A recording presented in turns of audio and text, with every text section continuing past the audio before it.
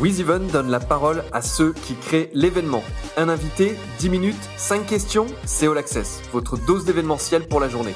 Je suis Pierre-Henri Deballon, le cofondateur de WizEven.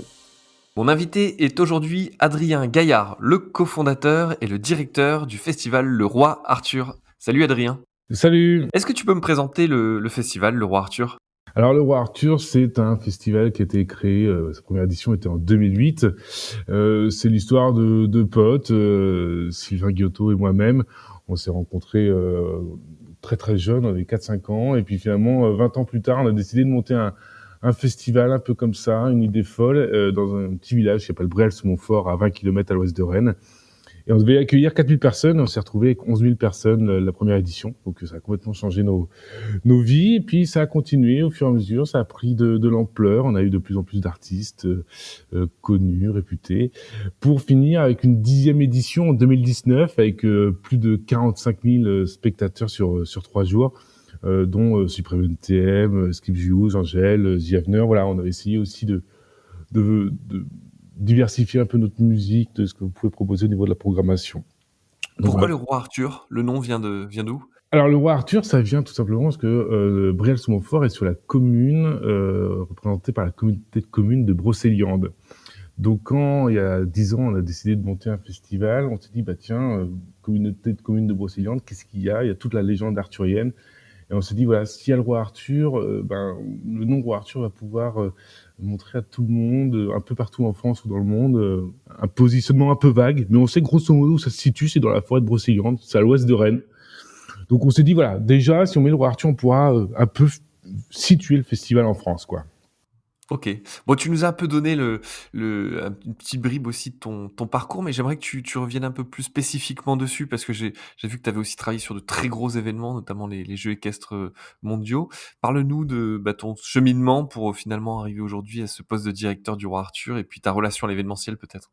En fait, très très jeune, j'ai voulu devenir caméraman. J'avais une grande passion pour l'image et pour la télé, donc je suis parti à Roubaix pour faire un BTS audiovisuel option image, que j'ai eu d'ailleurs 2 ans plus tard, et je suis rentré à Rennes pour essayer de trouver un boulot tout simplement en tant que caméraman, ce que j'ai eu. J'ai travaillé pendant 2 ans en tant que caméraman, et donc en parallèle, j'ai revu mon collègue Sylvain, et on s'est dit on monte un festival. C'est ce qui s'est passé, on a monté le Roi Arthur, caméraman le jour, organisateur de festival la nuit, et au bout de 2 ans, on s'est dit tiens, on va reprendre les études. J'ai fait une licence et j'ai repris de nouveau les études, j'ai fait un master. Je suis parti en stage après pour le Dour Festival, où j'étais adjoint responsable. Et c'était licence et master autour de l'événementiel ou pas du tout ? Oui, alors licence c'était management de l'événementiel, et master c'était management de carrière d'artiste, parce que ce que je trouvais intéressant, c'était de voir la globalité, comment un artiste arrive sur scène. Il n'arrive pas juste dans le programme, il joue, c'est terminé, merci, au revoir. Il y a tout un travail de fabrication, de mise en place de l'artiste, et ça m'intéressait de savoir comment ça se passe avec les maisons de disques, comment ça se passe, tout son monde en fait qui tourne autour du live, quoi. Il n'arrive pas juste sur scène à chanter, il y a tout un travail avant pour qu'il arrive sur scène. Et donc tu disais Dour Festival en stage ? Oui, j'ai fait un stage de Dour Festival, donc en adjoint responsable bénévole. On avait 3000 bénévoles à gérer, on était 2, ce qui était une bonne expérience. Puis je suis rentré après en France, et j'ai trouvé un poste qui s'appelle les Jeux équestres mondiaux en Normandie. C'était la plus grosse manifestation équestre du monde. On attendait 500 000 personnes sur 15 jours à Caen. Et là, j'étais en charge de la cérémonie d'ouverture. Je suis jamais monté sur un cheval. Je sais même pas à quoi ça ressemble, mais on m'a dit tu vas t'occuper de la cérémonie d'ouverture. J'ai dit ok, ça marche. C'est parti. Et on s'est retrouvé avec énormément de gens, que ce soit des politiques, évidemment la princesse de Jordanie, comme ça, donc tout un protocole à gérer, plein de cavaliers à gérer. Voilà, c'était assez extraordinaire comme expérience. Dans un stade d'Ornano, 25 000 places complet, diffusé dans tout le monde entier, et était responsable de toute cette boutique. J'avais 26, 27 ans, c'était une très très bonne expérience. Tu avais déjà lancé le Roi Arthur à ce moment-là en parallèle ou pas encore ? Alors moi, j'avais fait une pause pendant ce temps-là. En fait, j'ai décidé d'arrêter un peu le Roi Arthur, mais le Roi Arthur avait déjà sa 5e édition. En gros, moi, j'ai dû quitter le Roi Arthur en 2011 après une édition annulée. Les copains ont décidé quand même de faire un concert de soutien en 2012. 2013, ils ont fait un concert en salle. 2014, ils sont revenus sur la plaine. Voilà, ce moment où moi j'ai travaillé aux Jeux équestres mondiaux, eux ont relancé la machine. Et j'en suis très content parce que c'est grâce à eux aussi qu'on a pu continuer le festival. Alors, je crois qu'ils ont relancé la machine après une édition, assez compliquée, celle de 2011. Raconte-nous un peu le défi que vous avez dû relever et comment, effectivement, ça a impacté les éditions suivantes? En fait, c'est un truc de dingue parce qu'en 2008-2009, les 2 premières éditions du festival, avec Sylvain, on est tous les 2 bénévoles, coprésidents du festival, ça marche bien. En 2010, on décide chacun d'annuler le festival, de ne pas le faire tout simplement pour pouvoir reprendre nos études. Et en 2011, j'ai déjà donc pris la voie de l'événementiel. On se dit, bah tiens, Adrien, t'as qu'à devenir directeur et salarié du festival. Troisième édition, il y a déjà un salarié, c'était plutôt une bonne nouvelle pour l'association. On travaille pendant 1 an dessus, on se défonce pour pouvoir faire quelque chose d'extraordinaire. On attendait beaucoup de monde, on avait quand même Chaka Ponk qui montait très fortement à ce moment-là, on avait Pierre Perret, enfin, on avait quand même des groupes qui permettaient d'avoir beaucoup de monde à ce moment-là. Sauf que toute la semaine de montage, une pluie dantesque. On a quasiment reçu 48 heures de pluie, enfin 2 mois de pluie pardon, en 48 heures. Ce qui fait que le site était impraticable, de la boue partout. Et le vendredi, lorsqu'on a décidé d'ouvrir les portes, bah, c'était une catastrophe. Les voitures n'avaient plus à rentrer sur le parking, ou dès qu'elles rentraient, elles pouvaient plus ressortir.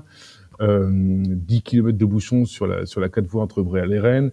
La police qui nous dit, écoutez les gars, là ça commence vraiment à devenir craignos, votre histoire, parce que bah, évidemment au niveau sécurité ça devenait compliqué, mais on essayait de faire tout ce qu'on pouvait pour pouvoir ouvrir.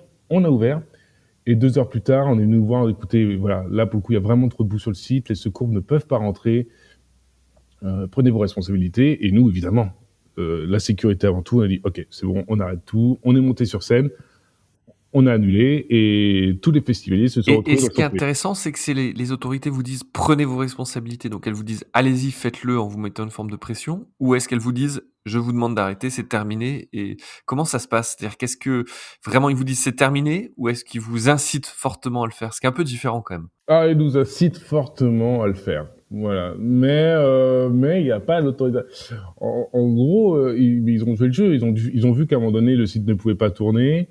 Nous aussi. Et c'est juste qu'il nous fallait le petit coup de pouce pour qu'on puisse annuler. En fait, Vous aviez une assurance annulation du coup? non, parce que Intempéries ou? ça coûtait très cher. Et puis, faut se rappeler que en 2011, j'avais à peine 23-24 ans.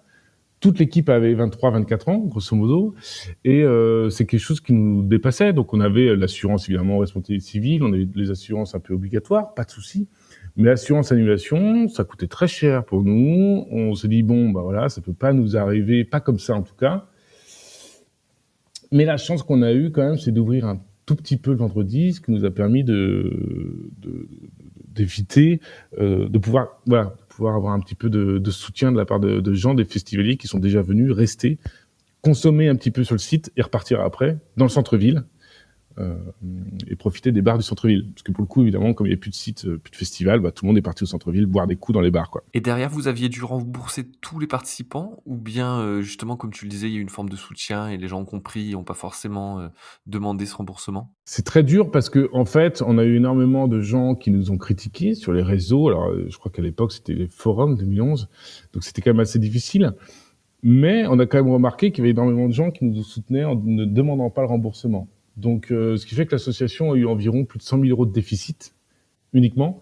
Pour une journée d'année, c'était quand même assez peu parce que notre budget était quasiment 500 ou 600 000 euros. Donc, 100 000 euros de déficit, c'était quand même assez faible. Et on s'est dit quand même, malgré tout, qu'on allait absolument rembourser tout le monde, enfin tous nos prestataires. Le but du jeu, c'était surtout les prestataires. Donc, le public, on avait dit, bah voilà, si vous voulez nous soutenir, soutenez-nous. Et par contre, on a remboursé tous les prestataires jusqu'au dernier sou. Et ça explique cette édition difficile. Est-ce qu'elle explique le trou ensuite, enfin le trou, le fait qu'il y ait pas eu d'édition en 2012-2013, ou pas du tout? Bah oui, parce qu'il fallait déjà... est-ce qu'il fallait relancer pour se recasser potentiellement la tête, c'est-à-dire recreuser un déficit? C'était la grande question. Et puis, de toute façon, on devait des sous à des gens. Donc, à un moment donné, il faut les appeler. Voilà, Sylvain, à l'époque, était le président du festival. Il a appelé tous les prestataires en disant, voilà, clairement, on n'a pas les moyens tout de suite, mais on va vous payer, laissez-nous le temps. Ça prend du temps d'appeler, de se dévoiler comme ça.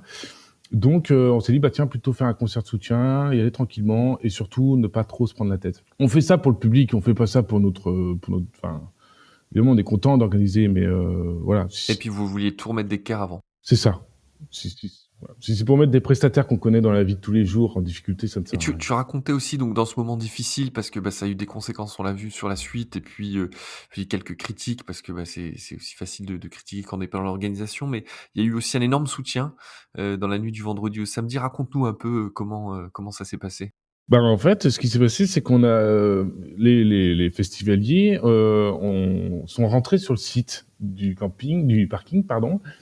Il y avait tellement de boue que toutes les voitures ne pouvaient plus sortir. Elles étaient vraiment toutes embourbées et donc il y a, et le site était complètement boueux, donc on annule et là, il y a quasiment peut-être une quinzaine de tracteurs qui arrivent. Les services techniques de la ville, ils sont venus vers nous en disant: «Voilà, qu'est-ce qu'on fait maintenant? Comment vous voulez qu'on procède?» Donc il y a des engins qui sont venus de Rennes pour pouvoir pousser toute la boue du site, voilà. Donc toute la nuit, il y a des gens qui ont bossé un peu comme une station de ski, en fait. On voyait, en fait, des véhicules passer tout autour du site toute la nuit. On voyait pas trop ce qui se passait quand on regarde la montagne la nuit, là, on se dit: «Bah, tiens, qu'est-ce qui se passe?» Et ben là, c'était un peu la même chose. Il y avait des niveleuses qui arrivaient, qui poussaient la boue sur les Des côtés. lumières et ouais. Ouais, c'est ça. Et le lendemain, on a creusé des trous partout pour que la boue puisse partir. Et le lendemain, ils ont continué encore à travailler. Je sais même pas trop s'ils ont dormi cette nuit-là, mais à 18h, le site était clean et on a Et pu ça a pu rouvrir. repartir. Ouais, ça c'est vraiment extraordinaire. Adrien, au fond, qu'est-ce qui vaut mieux? Une édition, comme celle-ci, rocambolesque ou en tout cas, avec, des conditions climatiques très compliquées ou une crise comme celle qu'on vit actuellement du Covid? Dans les 2 cas, il y a quand même une sorte de soutien. Dans les 2 cas, il y a quand même quelque chose où on se met tout autour d'une table, on dit: «OK, qu'est-ce qu'on fait?» Dans les 2 cas, il y a quand même la volonté de repartir et de se dire: «On fait ça quand même pour se faire plaisir, pour faire plaisir aux gens».